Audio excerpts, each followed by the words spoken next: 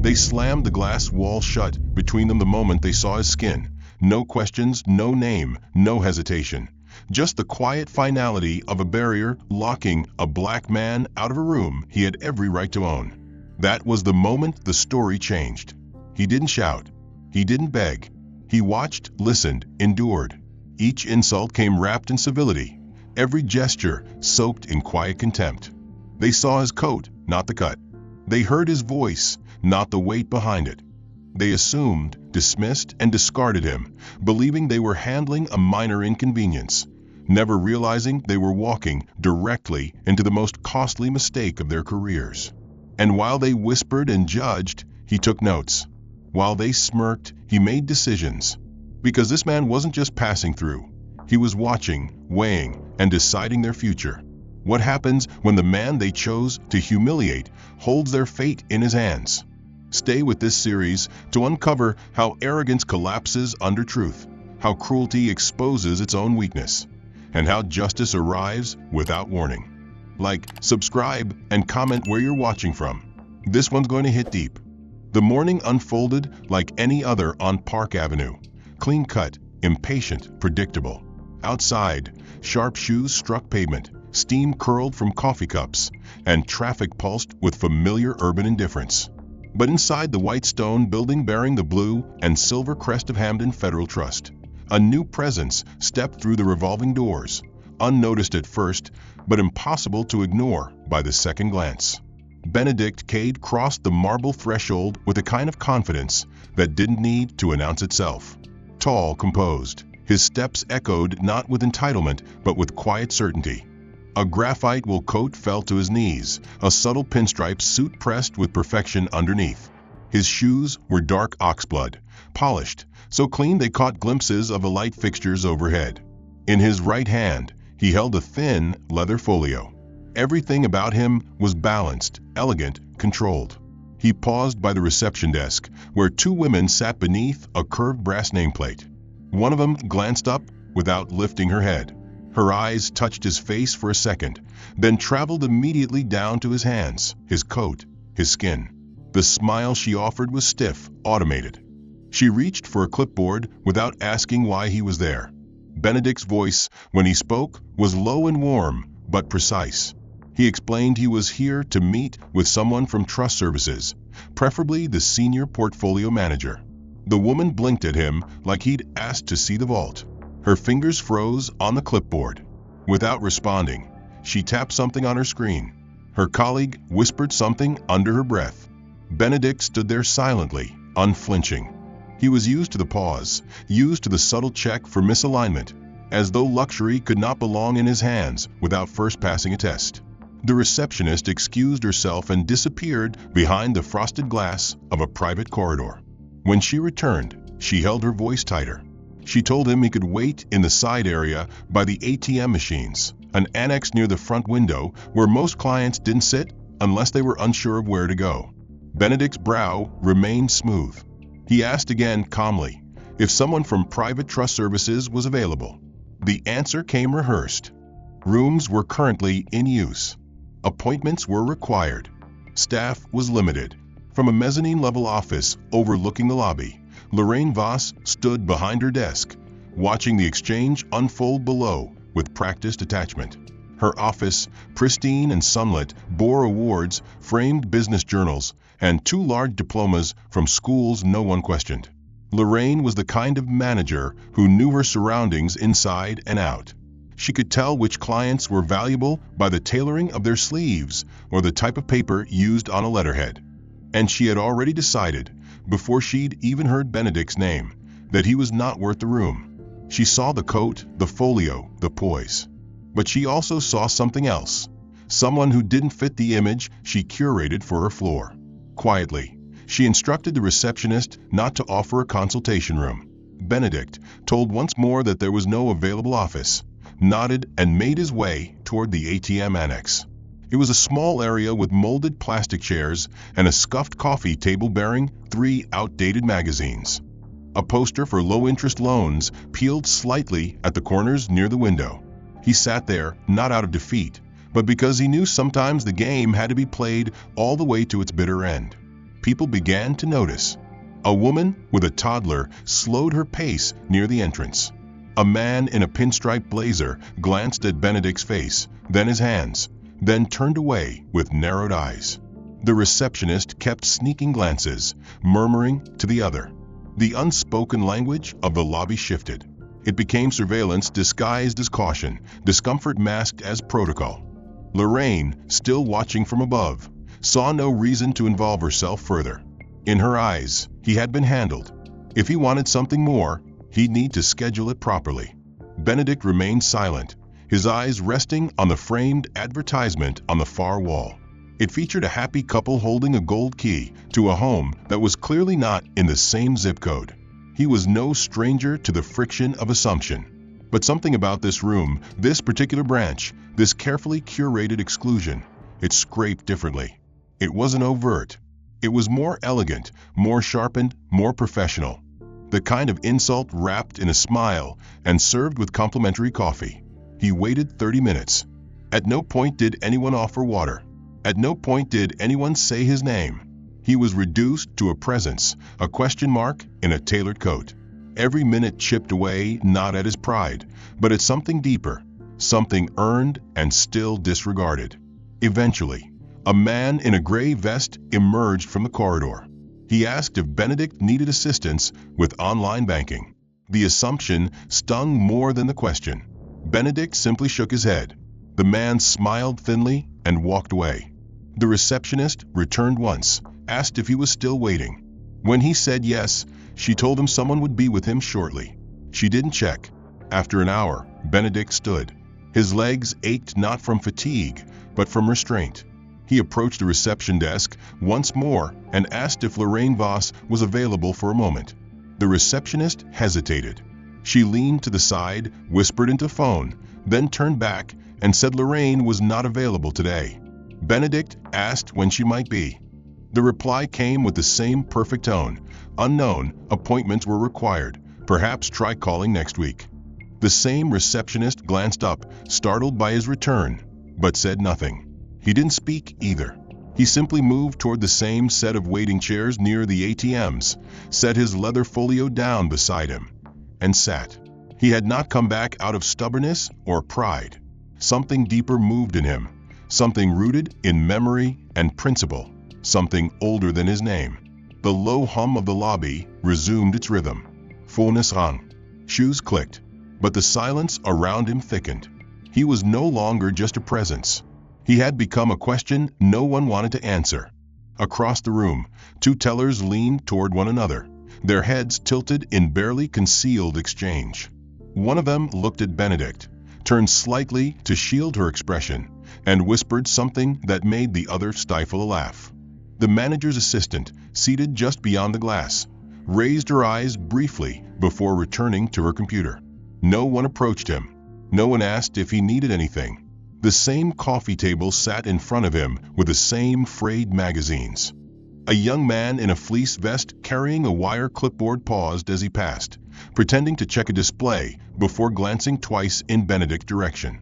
There was a tension in the air, invisible but palpable, like a conversation being had in a language only the privileged understood. Benedict stayed still, back straight, legs crossed at the ankle, eyes calm but unblinking.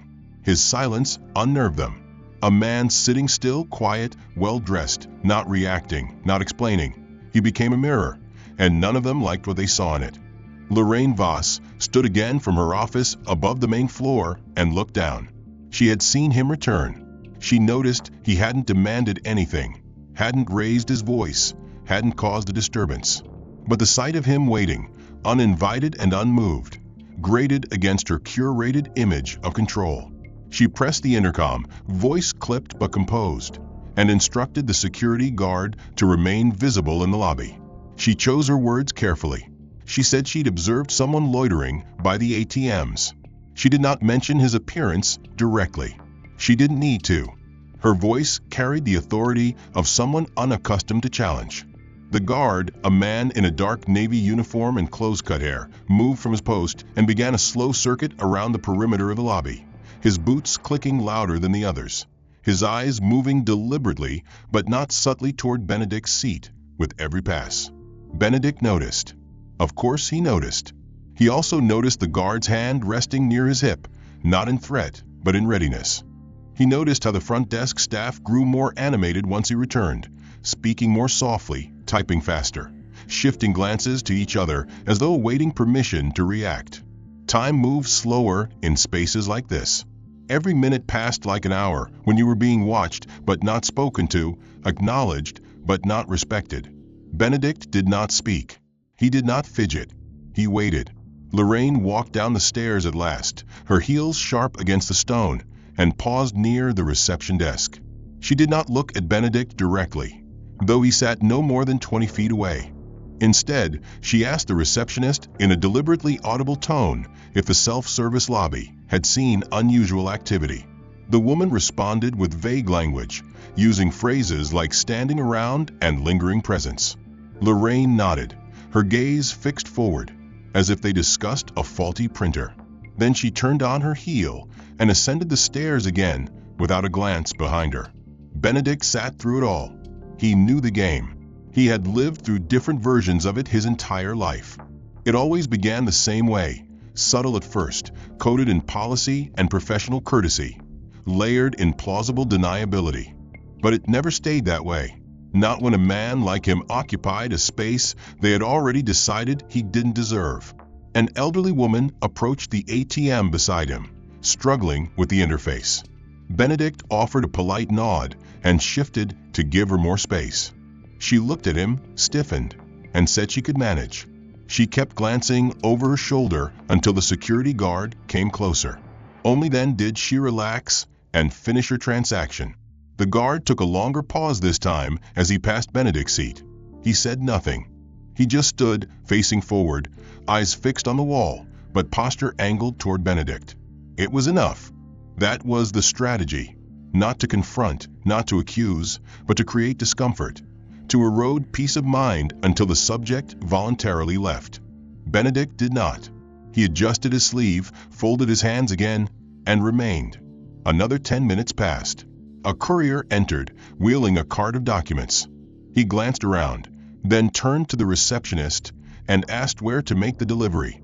The woman at the desk pointed directly at Benedict without hesitation and told the courier to wait on the other side, near the door. She said they were trying to keep that area clear. Benedict's eyes didn't shift. His breathing didn't change. But inside, the chill settled deeper. He understood now that he was no longer seen as a person in the room. He was an obstacle, a static presence to be moved around. Lorraine returned a final time, this time with a leather-bound notebook in hand, walking briskly toward the assistant manager's office. As she passed, she instructed the receptionist to ask the gentleman by the ATM if he had business they could assist with. The receptionist nodded but did not move. Instead, she waited until Lorraine was upstairs again, then muttered something to her colleague. They both looked at Benedict again, and one of them shook her head in pity, or perhaps condescension. At last, the receptionist stood and walked around the counter, heels clacking with hesitant purpose. She approached, clutching a tablet, and asked in a brittle voice if Benedict was still waiting. He replied with a quiet yes. She hesitated, then informed him that appointments were booked for the day and that anyone without scheduled consultation should try again next week. Her tone was not hostile, but it held the practiced finality of someone who had already dismissed him in her mind. Benedict nodded once. No expression, no protest, just acknowledgement. The guard moved closer again. Another message without a voice. Another warning without a reason. Benedict had no intention of moving. He knew this tactic. Let discomfort bloom long enough and most would fold under its pressure, willingly giving up space that had been theirs to begin with. But Benedict Cade had never been shaped by the ease of things. He'd been carved by hardship, pressure, and time. He was not built to retreat from silence or to shrink beneath scrutiny. His calm wasn't passive, it was precise. After another 15 minutes passed without word, Lorraine Voss stepped out of her upstairs office, descending the wide steps with the posture of someone used to being obeyed. Her shoes tapped sharply against the polished floor, her expression carefully composed.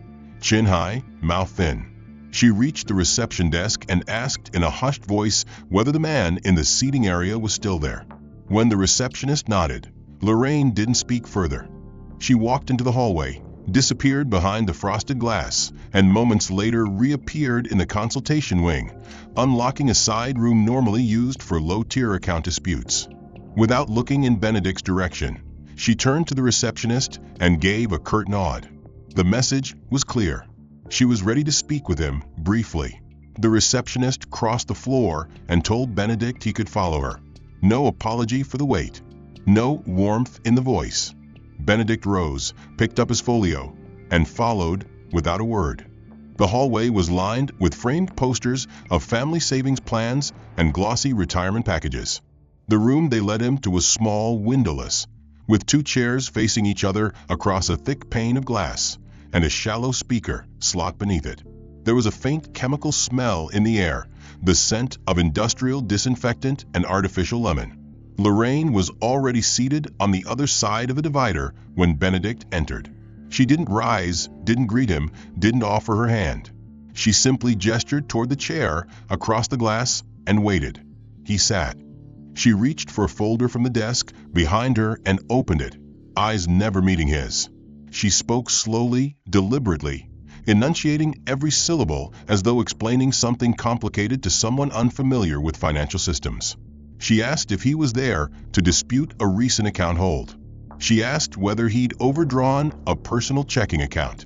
She asked if he was aware that repeated overdrafts could impact his ability to qualify for lending services. She used phrases like standard penalties and financial education and consumer literacy. She never once asked his name. Benedict sat, listening, letting the words wash over him like smoke. He had heard this tone before. Not just in banks, but in offices, restaurants, airports, meetings. It was the voice of polite doubt, the cadence of condescension wrapped in careful syllables. Lorraine continued, flipping through pages of someone else's account summary, as if expecting to find proof of his incompetence. Benedict waited. When she asked whether he needed help understanding his balance history, he finally spoke. He told her calmly that he was not there about overdrafts, that he was not there about any checking account, that he was requesting to speak with someone about a trust matter. Lorraine blinked once, then smiled, the kind of smile that didn't reach the eyes. She set the folder down and folded her hands neatly in front of her. Her tone remained unchanged. She explained that trust accounts were handled exclusively by the executive division and that walk-in consultations for such matters were generally discouraged. She added that they typically required advance appointments and legal identification for verification. Benedict opened his folio and removed a set of neatly prepared documents, all embossed with official seals, names, numbers, designations, and letters of appointment. He slid them under the glass. Lorraine looked at them but didn't touch. She tilted her head slightly and asked whether he had any photo identification to match the documents. He provided it. She didn't pick it up. Instead, she leaned back in her chair and offered another thin smile. She asked if he had legal authorization to act on behalf of the trust. He responded that all relevant documentation was present in the folder before her. Her fingers twitched once, then returned to their folded position. She didn't open the folder. Instead, she asked how long he had been with the trust in question. He gave the answer plainly, with dates, names, and references. Lorraine shifted in her seat and explained again slowly that high-value trusts often required pre-existing relationships with managing officers. She made a point of referencing internal policy and due diligence reviews. She spoke like a professor correcting a student's flawed thesis. Benedict didn't interrupt. He didn't argue. He simply watched, listened, noted every word, every inflection, every assumption. The speaker below the glass crackled slightly when Lorraine tapped a button on her side to mute it momentarily, then tapped it again to resume. She apologized for the delay, blamed technical issues, and resumed her careful dissection of a scenario that she still believed had nothing to do with a legitimate request. She asked if he had been referred to the bank by a community financial counselor. She asked if he was sure he was in the right location. She asked if he understood that not all branches handled advanced fiduciary services. She asked, again, whether he had misunderstood the nature of trust banking. Benedict said nothing now. He sat with the stillness of someone who had seen the end of a story before it began. Lorraine glanced down at the folder once more, then pushed it back toward the glass without opening it. She told him someone from the corporate office would reach out if necessary. She thanked him for his time, though her voice lacked the warmth of gratitude. Then she stood. She didn't wait for him to do the same. She exited the room through the side door, leaving him seated across the glass, alone, in the scent of antiseptic and cold glass. Outside the consultation room, the hallway was quiet. The receptionist glanced up as Lorraine passed and asked if everything had been resolved. Lorraine said it was handled. She didn't elaborate. The receptionist nodded, returned to her screen. Benedict remained in the room for another full minute. He collected the documents, placed them back into his folio with the care of someone folding away more than paper. As he returned toward the front, the receptionist offered a glance that was fleeting and shallow, not of curiosity, but of passive dismissal, the kind that followed a person who had been labeled and filed away.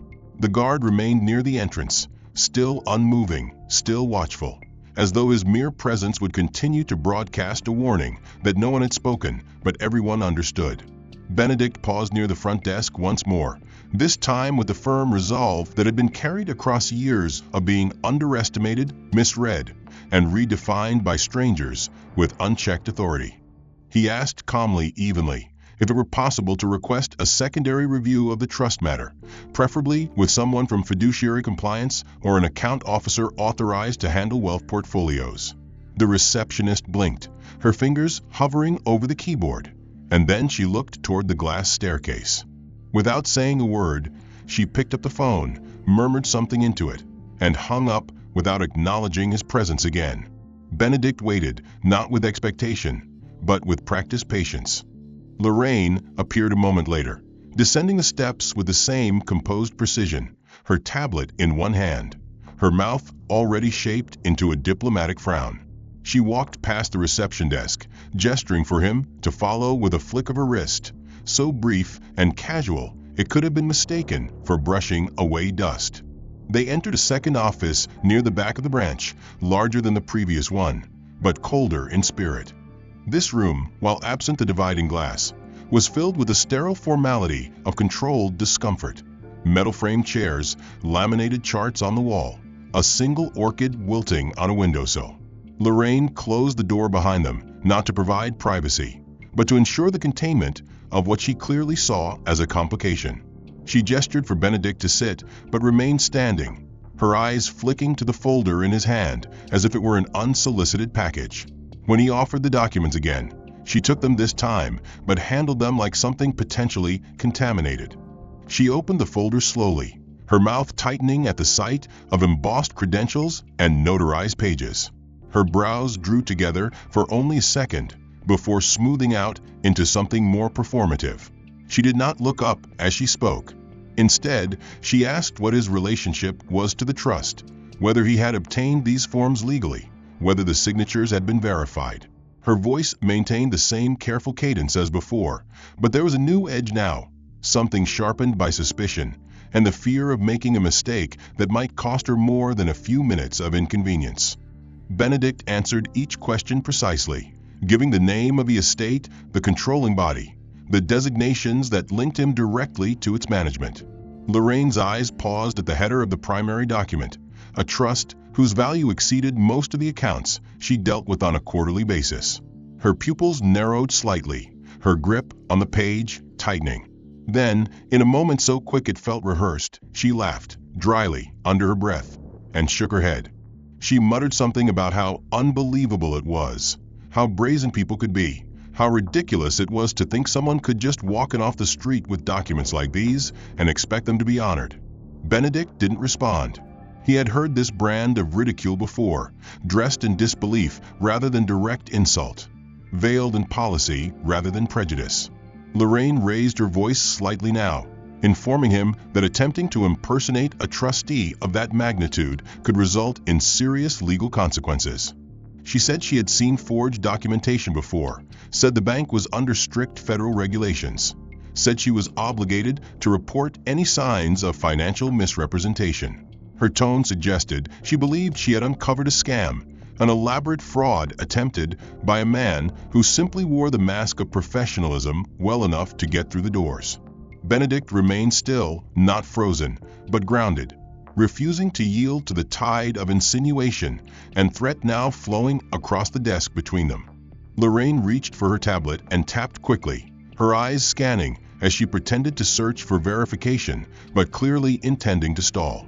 She asked him for additional identification, for backup credentials, for proof of appointment from a corporate office that managed the trust. He handed her a secondary letter, this one bearing the watermark of an internationally recognized legal advisory firm. She scanned it with the expression of someone reading fiction, then placed it aside. Then she informed him that, regardless of what he believed he possessed, the institution would not process such requests without full prior verification from their Central Oversight Board. She added that, given the nature of the claim, she might be required to report it to the Financial Crimes Unit for review. She said it with the casual weight of someone used to wielding consequences without needing to justify them. Benedict finally spoke again, reminding her that the documentation included contact information for the fund's current administrator, a direct line, a name she could call within minutes. Lorraine smiled again, this time thinner, and told him they didn't validate documents based on phone calls or emails, that anyone could write a letter, that the name of a firm didn't mean the paperwork was legitimate. Then she stood again, took the folder, and walked toward the small shredder beneath her desk. She paused, holding the folder just inches from a slot, and looked back over her shoulder. She told him she wouldn't destroy it today, but she would be holding it for further review. She said if anything in it proved falsified, she would forward it to legal. The implication was clear. This wasn't protection. This was seizure. Benedict stood slowly, his shoulders square, his gaze steady. He looked at her, but said nothing. Lorraine met his eyes with a mixture of triumph and condescension, the confidence of someone who believed they had restored order. As Benedict turned to leave, she reminded him again that the institution had policies, that not everyone was entitled to access, that not every story was credible. The guard appeared at the end of the hallway, already positioned near the door, already waiting. Benedict walked past him without pause, past the receptionist, who now pretended to be busy, past the customers, who noticed just enough to feel uncomfortable but not enough to intervene. The receptionist avoided his eyes as he stepped forward again, her fingers suddenly finding things to do, her screen suddenly important. The security guard, who had spent the morning in motionless observance, shifted his stance as if anticipating another confrontation. Benedict approached the desk once more and asked in a low, measured voice to speak with Lorraine Voss again, clarifying that he now had access to real-time verification through a secure channel approved by Financial Regulatory Services. The receptionist blinked, hesitated, then picked up the phone without answering and made the call.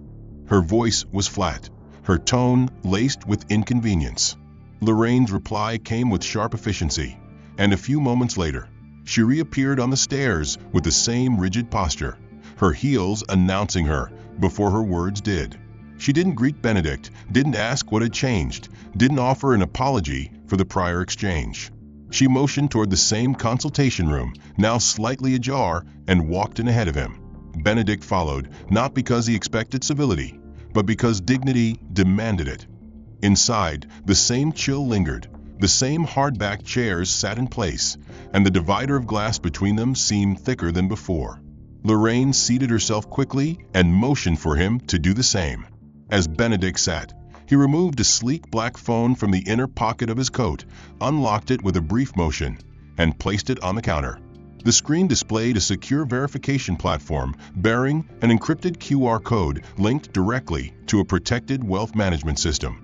He calmly explained that this code would open a time-sensitive portal verifying his role as trustee of the account in question, as well as providing supporting documentation from the legal firm retained by the Foundation's board. Lorraine leaned forward slowly, glanced at the screen, and pulled back. Her face didn't register interest or curiosity, only skepticism. She folded her arms, tapped her finger once on the counter, then told him that QR codes were not accepted by the bank for official authentication, especially when presented on personal devices. She added that digital media could be manipulated, and that proper verification came only through formal documentation presented by registered entities in advance.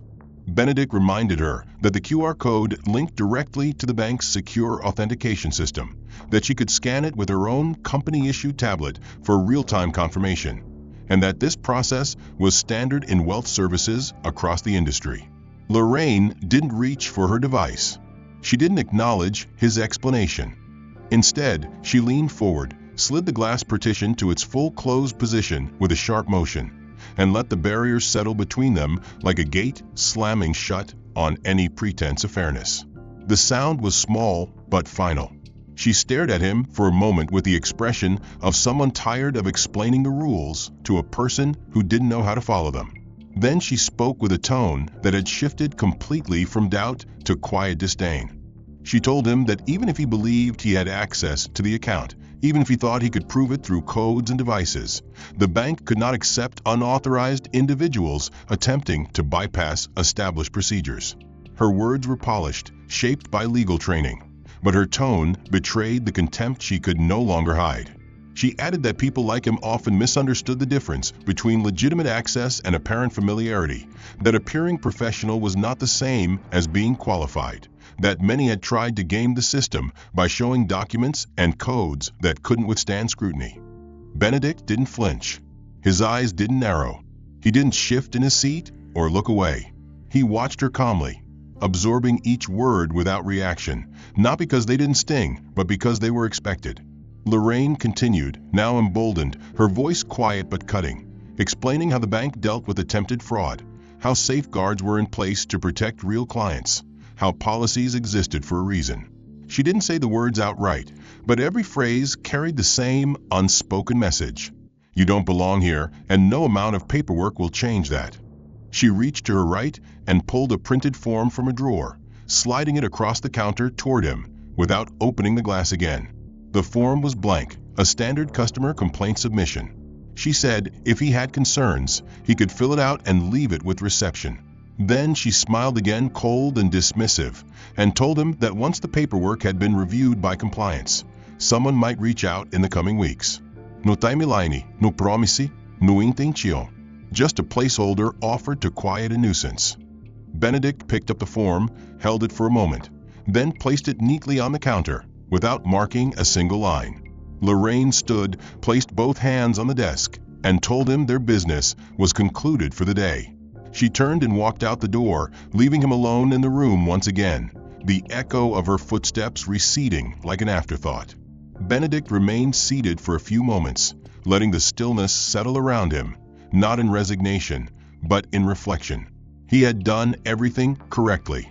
Every step had been deliberate, every document legitimate, every word chosen with care. And still, none of it mattered. As he moved through the corridor once again, passing by the framed certificates that lined the walls and the muted advertisements that promised loyalty and trust, he felt not anger in its rawest form, but a sharper variant of betrayal. A betrayal not born from surprise, but from the exhausting familiarity of the routine. This was not the first time someone had tried to shrink his legitimacy into a statistic or reduce his stature to a shadow, and yet it still managed to press against his ribs like a weight meant to steal the breath. When he returned to the front of the bank, Lorraine had already resumed her place in the upper office, standing by the window that overlooked the lobby like a sentry guarding something she believed was hers. She didn't descend the stairs this time. She simply picked up the phone and spoke a few words with the cool rhythm of protocol. Seconds later, the security guard began to walk toward Benedict, his expression blank, his pace slow but purposeful. The message was no longer disguised. It was no longer subtle. Benedict had been marked not as a client, not as a guest, but as a problem, and now the building systems were prepared to eject him under the clean cover of policy. The receptionist avoided looking up. The other employees resumed the same exaggerated posture of attention toward their monitors. None of them wanted to witness what came next, but none of them moved to stop it either. They had seen this narrative before, and in their minds it played out cleanly. Someone enters who does not fit, someone asks too many questions, someone stays too long in a place where they're not supposed to be, and someone leaves escorted, silenced, forgotten. The guard stopped a few feet from Benedict and said nothing. His stance was tilted forward, not aggressive but decisive. Benedict turned to face him, his face calm, no sharp edges in his voice, no protest ready on his tongue. He simply nodded once and adjusted the fold of his coat. He walked slowly across the lobby, not with defeat, not with drama, but with the weary understanding of someone who had hoped, however foolishly, that this time might have been different. As he reached the main counter where Lorraine had once stood so firmly, he paused. He removed from his coat pocket a single, heavy card. It was cold to the touch, sleek and dark, made not from plastic or paper, but from matte titanium. On its surface, etched with precision, was a simple monogram, initials that held weight in rooms Lorraine Voss had never entered, names that opened doors she had never touched. He placed the card gently on the counter, its corner catching the light beneath the halogen glow. The receptionist didn't notice. Lorraine, still standing above, didn't see. No one in the lobby acknowledged the gesture. No one would know what had been left behind until long after the doors had shut behind him. The card sat there like a whisper, like a warning, like a sealed promise that nothing ignored forever stays forgotten. Benedict exited the bank, the doors parting with a hiss and closing behind him with the same efficiency they had shown when shutting him out. The noise of the street rushed to meet him, the horns and heels and voices of a city too busy to care who had been dismissed and why. He stepped into the flow of people without pause, his stride smooth, his eyes forward. He didn't glance back. He didn't need to. He had already given them every opportunity to see him, every chance to treat him with dignity, and they had chosen instead to rewrite him into a role too small to contain him. Inside the building, the lobby returned to its routine. Customers came and went. Phones rang. Screens blinked. Lorraine remained at her post, her fingers moving across the keyboard, her expression unbothered. To her, the matter had been resolved. The disruption had passed. The file would not need review. The story, as far as she was concerned, had reached its end. But beneath that surface calm, something had shifted. The card on the counter remained untouched, not yet discovered, not yet understood, but it would not go unnoticed forever. It waited like a fuse, silent and steady, ready to burn once the air finally changed. Benedict walked past the cafe on the corner where business people gathered without thought. He passed a florist unloading bundles of tulips, a cyclist brushing snow from his handlebars, a cab waiting with its engine humming. Life resumed around him, indifferent but present. He moved through it like a current, invisible to those who hadn't seen what he carried, who didn't know what he had endured behind marble walls and designer smiles. He didn't reach for his phone. He didn't call anyone. He didn't adjust his schedule. She had executed protocol, maintained order, and reinforced the boundaries that, in her view, kept institutions like Hamden Federal from devolving into chaos. As she sipped her coffee and reviewed her calendar, the receptionist's voice crackled through the intercom, nervous and clipped, informing her that she had received an urgent message from the executive office downtown. Lorraine's brow furrowed. It was uncommon to receive mid-afternoon calls from the board without notice. Still, she maintained her composure, replied curtly, and told the receptionist she would return the call. Within 5 minutes, the phone on her desk rang. This time it was not the receptionist. It was a direct line from the executive suite. The voice on the other end was firm and brisk, not rude, but unmistakably authoritative. Lorraine was instructed to report immediately to the primary conference center located on the 35th floor of the downtown tower. No explanation followed. No discussion. Just an address, a time, and a clear expectation of her punctuality. Lorraine hung up, confused but composed. She reviewed her files quickly, unsure of the purpose of the meeting, but confident in her ability to navigate whatever situation awaited her. She changed jackets, gathered her planner, and called for a car. During the ride to the tower, she mentally rehearsed responses for several potential scenarios. internal performance reviews, upcoming client transitions, possibly even an award or recognition. Her mind never drifted once to the man she had escorted out earlier, the man she had refused to acknowledge beyond the minimum threshold of protocol. She arrived on time. The executive tower was sleek and commanding, its glass facade reflecting the skyline like a shield. Inside, the elevator rose without a sound, smooth and fast, depositing her onto a floor unlike any other in the company's hierarchy. The air was colder here, not in temperature, but in tone, more measured, more watchful, more serious. A tall man in a navy suit met her in the reception lounge and silently led her down a corridor lined with discreet security cameras and frosted doors. At the end stood a single room, its door already open, the table within surrounded by dark leather chairs and framed art worth more than the cars parked below. Lorraine entered with the quiet confidence of someone used to performing under scrutiny. What she did not expect, what she could not prepare for, was the sight that greeted her at the head of the table. There, seated calmly, immaculately dressed in a dark suit with understated gold cufflinks, was Benedict Cade. His expression was serene, unreadable, but the silence around him shifted instantly with gravity. Every executive present turned toward her as she froze. Her heels clicked once against the marble, and then the room fell entirely still. Benedict did not stand. He did not smile. He did not need to. Lorraine felt the blood drain from her face, not all at once, but slowly, as recognition bloomed, and with it, the sudden, brutal understanding that she had not only made a mistake, she had made the kind of mistake that no protocol, no performance, no practiced language could undo. The chairman cleared his throat and gestured toward an empty chair. Lorraine sat down, her movements slow, mechanical.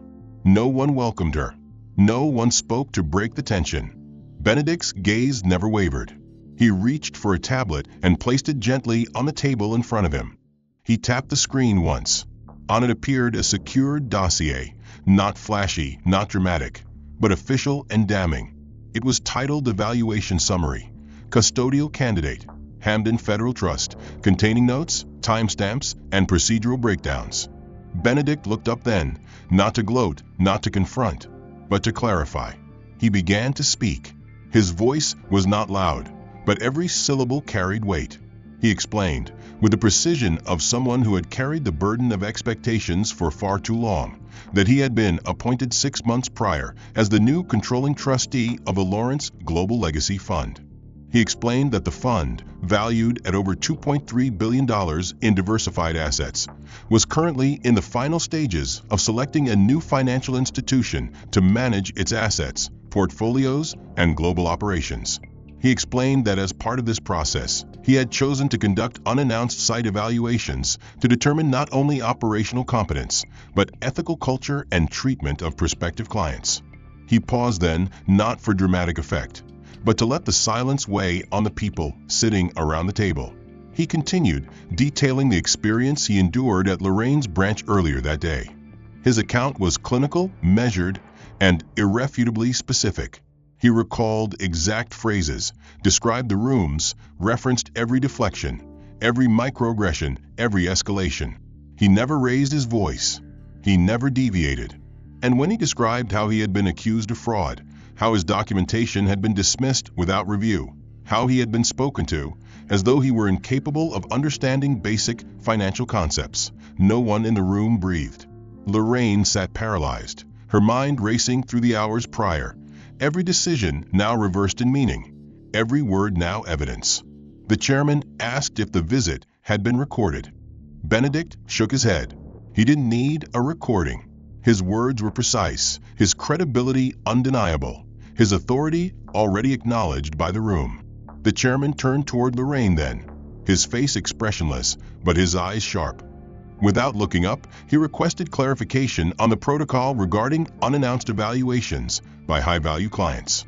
The general counsel responded that while unconventional, there was nothing improper about such evaluations, particularly when initiated by a controlling trustee with full legal authority. He added carefully that such methods had become more common in recent years due to rising concerns over institutional bias and customer experience failures in elite financial services. Another board member asked whether any documentation had been left behind following the incident. The chairman responded that a monogrammed titanium card had been submitted to the executive floor's concierge an hour earlier, its weight unmistakable, its origin now painfully understood. Lorraine, feeling the eyes of the board on her, attempted to speak. Her voice caught once, but she pushed forward, explaining that she had followed protocol, that the man had presented himself in an unorthodox manner, that due diligence demanded certain standards be upheld. Her words, once polished and commanding, now fell hollow and defensive. She argued that her responsibility had always been to safeguard the bank's integrity, to ensure processes were respected, and that, in the absence of prior notice, she had acted on the information presented. The CEO, who had remained silent until now, lifted a hand gently to stop her. He spoke with calm authority, explaining that while policy was critical, it could never justify contempt. He said that discretion must always be accompanied by discernment, that compliance without humanity eroded the very foundation of trust upon which the bank was built. Then he added, almost as an afterthought, that Benedict had not only provided documentation, but had also left behind a video recording of his visit, captured by a discreet personal device and uploaded to a secure legal archive. At this, the room froze. No one moved. No one spoke. The CEO continued, informing the board that the file had been received less than 30 minutes earlier, and that a copy had already been reviewed by the bank's compliance committee. The footage was unedited, time-stamped, and irrefutable. The room's projector screen lowered from the ceiling as the lights dimmed, the gentle whir of the mechanism the only sound in the room. Then, without preamble, the video began to play. There was no dramatic narration, no commentary, only raw footage, clear, steady, clinical.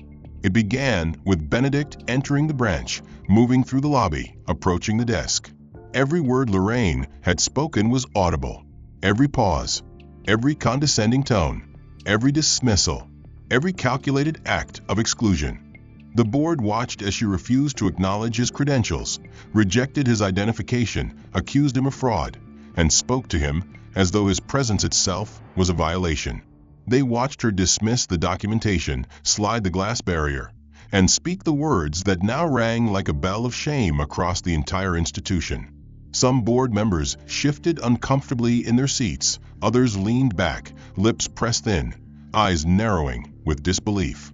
By the time the recording reached the moment where Lorraine instructed security to remove Benedict from the building, there was no ambiguity left. The arrogance, the disdain, the undercurrent of prejudice, it had all been laid bare, undeniable and deeply unsettling. When the footage ended, the lights rose slowly, and the room remained quiet for several long breaths. Lorraine could no longer meet anyone's eyes. Her spine had wilted, her hands trembling slightly as she reached to adjust the edge of her blouse, a meaningless gesture made out of desperation for control. The CEO stood, his expression unreadable. He thanked the board for their attention, then announced formally that Hamden Federal would be withdrawing its candidacy as a custodial partner for the Lawrence Global Legacy Fund effective immediately. He also declared that a full internal audit would commence that afternoon, focusing specifically on institutional practices relating to discrimination, implicit bias, and frontline client engagement. He said the audit would be comprehensive, independent, and transparent. Lorraine opened her mouth to speak, to protest, to clarify, but the chairman turned to her and advised her, gently but firmly, to remain silent until she had consulted with the bank's legal advisors. The rest of the board sat still, the weight of the moment too heavy for politeness. No one defended her. No one interjected. No one softened the blow. As the meeting adjourned, the room emptied slowly, the air thick with fallout. Executives murmured among themselves in low tones, glancing at Lorraine with a mixture of unease and disappointment. It was clean, precise, and final. A security advisor waited outside the door. When she exited the office with the envelope clutched in one hand and her phone in the other, he fell into silent step beside her. There was no need for restraint, no threat of resistance. Lorraine had no strength left to challenge anything. Her legs moved on autopilot, every step echoing louder than it should in the long hallway, that had once felt like a corridor of prestige and now felt more like a gauntlet of shame. She passed her old office. The door was closed, the lights off, the nameplate already removed. No one came to say goodbye. No colleagues offered a final glance of sympathy or farewell. Those who did see her pass quickly turned back to their screens, their fingers suddenly busy, their attention locked in faux urgency. Some whispered, but most just pretended they hadn't noticed her at all. This was the cost of exposure, not just in title or job security, but in identity. She was no longer Lorraine Voss, Senior Branch Director. She was now Lorraine Voss, the face of corporate bias in a story spiraling out of control. She reached the elevator bank and pressed the button with a hand that trembled slightly. The silence that filled the space around her was unbearable, amplified by the distant chime of a phone ringing at reception and the soft hum of overhead lighting. When the elevator doors finally opened, she stepped forward, but paused when she noticed a man already inside holding the door for her. It was the same guard who had escorted Benedict out of the building days ago. His eyes did not meet hers. His face showed no expression, no judgment, no recognition of shared history. He simply stood there, silent, a living mirror of the neutrality she had so often wielded herself against others. She stepped in, offered a small nod, and turned to face the doors as they slid closed. The descent was slow, every floor a reminder of the unraveling. By the time they reached the ground level, she felt as though she had traveled miles. The security guard didn't speak, didn't follow her, didn't need to. Her termination had already been entered into the system. Her badge had been disabled, her access revoked. She exited the building through the main entrance, where the cold air slapped her face with a bluntness no less brutal than the meeting that had stripped her title. Outside, the world had already begun to react. News traveled fast, especially when scandal came wrapped in the language of race and power. Her name had begun to appear on news alerts, first quietly in financial circles, then louder, broader, as the story bled into public consciousness. The recording, now confirmed authentic by the bank's communications office, had been leaked. A whistleblower inside the compliance team had forwarded a secure clip to a journalist known for exposing misconduct in major institutions. The video hit social media platforms within hours, and by the end of the day, it had been reshared hundreds of thousands of times. No digital smear campaign could outpace the clarity of her words in that room, the tone of her voice, the look on her face as she dismissed documentation, accused fraud, and ordered an exit without cause. Lorraine's name trended across every platform. Think pieces emerged within the hour, dissecting not just her actions, but the culture that had enabled them. Financial analysts speculated about the fallout for Hamden Federal. Investors began to withdraw cautiously at first, then in waves, as the backlash intensified. Public figures weighed in.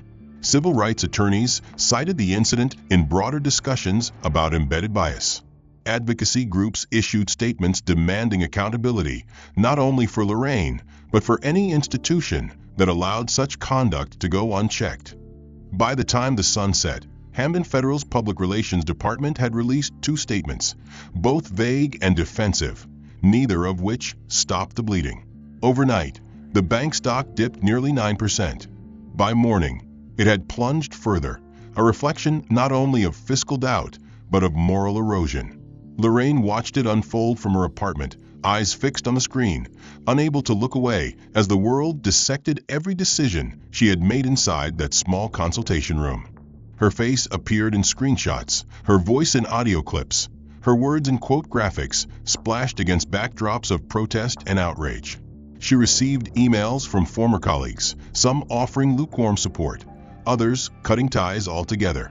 Her professional network began to shrink in real time, endorsements withdrawn, profiles removed, connections severed by people more afraid of association than concerned with truth. She considered issuing a statement, perhaps an apology crafted carefully by legal counsel, but every draft she attempted sounded hollow, rehearsed inadequate. The truth was, there was no defense that could erase what had been seen. Her choices had been made freely. Her tone had not been forced. Her bias had not been implanted. It had been wielded, and now it had been captured. In the months that followed her fall from grace, Lorraine Voss faded from headlines as quickly as she had entered them. Her name eventually drowned beneath the next scandal, the next viral outrage, the next figure whose actions would invite judgment.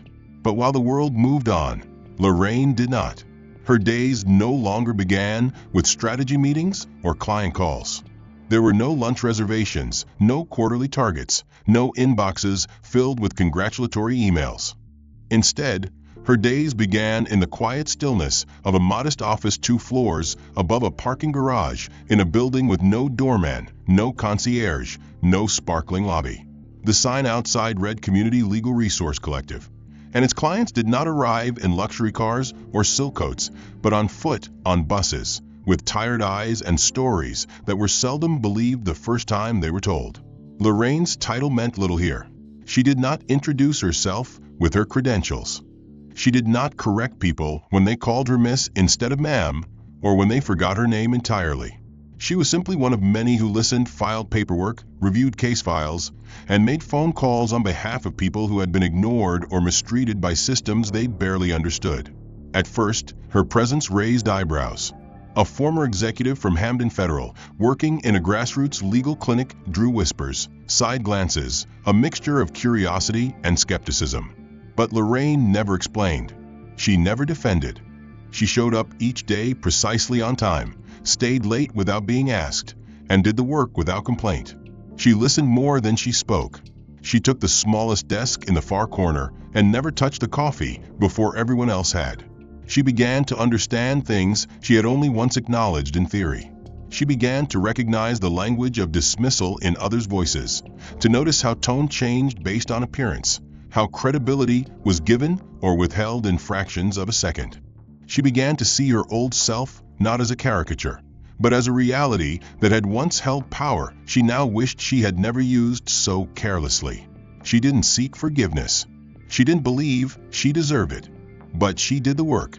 She stayed long enough that her silence became trust, that her presence stopped triggering side glances and started drawing nods of recognition. One Tuesday afternoon, while sorting through intake forms from a financial abuse case involving a single mother and a predatory loan agency, Lorraine found a sealed envelope resting quietly on the corner of her desk. It was plain cream-colored, unmarked except for her name handwritten in sharp, elegant strokes across the center. She paused, unsure who had left it, then carefully opened it. Inside was a single card, not printed, not typed, just ink on textured paper. It read, "Growth is painful, but necessary. Thank you for finally listening." There was no logo, no contact information, only a signature at the bottom, BK. Lorraine sat still for a long moment, her fingers curled around the edges of the note, her eyes tracing the letters over and over.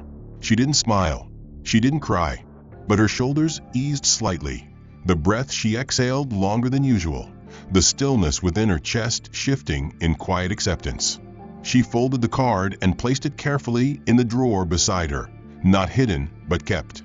She returned to her work with the same diligence, but something in her gaze changed. It was no longer haunted by shame alone.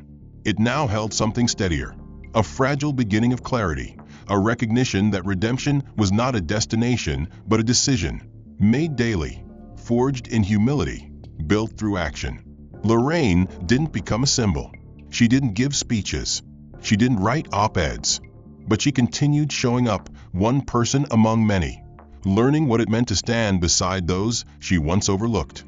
The world outside remained loud, full of noise and judgment and forgetting, but within the small clinic office, a different rhythm took hold, one of listening, of effort, of change measured not in reputation, but in impact.